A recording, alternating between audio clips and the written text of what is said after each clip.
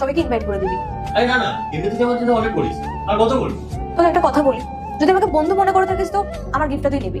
আচ্ছা ঠিক আছে, তুই বলছিস যখন। আচ্ছা তুই ভিডিও গেম খেলিস? হ্যাঁ, কিন্তু আমাদের কাছে তো ভিডিও গেম নেই। ঠিক আছে না, আমি কোনো অর্ডার করে দিচ্ছি। কত ওই 50 থেকে 60,000 টাকা নেবে, আমি অর্ডার করে দিচ্ছি। পাগল নাকি তুই? তুই একবার গেম খেলার জন্য এত টাকা খরচা করবি? আরে আমাদের তো একটাই লাইফ, আর আমরা কাজ করি কিসের জন্য, ইনকাম করি কিসের জন্য? যাতে আমাদের চাহিদাগুলো পূরণ করতে পারি।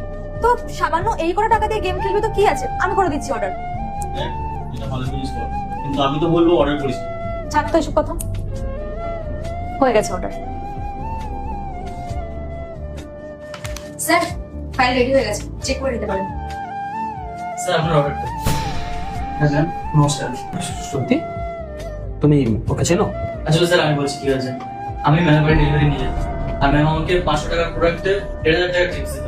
আর বেশ কিছুদিন হচ্ছে ম্যাম কোনো অর্ডারই করছে না, কেন জানি না। তুমি শিওর যে ইনি তোমাকে 500 টাকা 1,500 টাকা টিপ দিত? হ্যাঁ স্যার, আমি কি করে ভুলে যেতে পারি?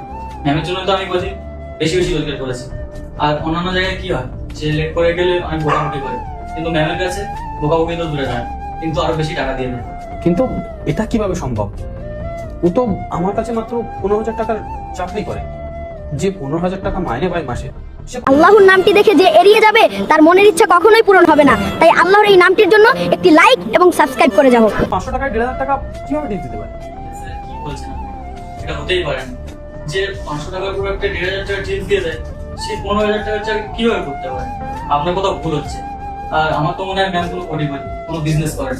স্যার আমি বলছি, আসলে আমার একটা বিজনেস ছিল,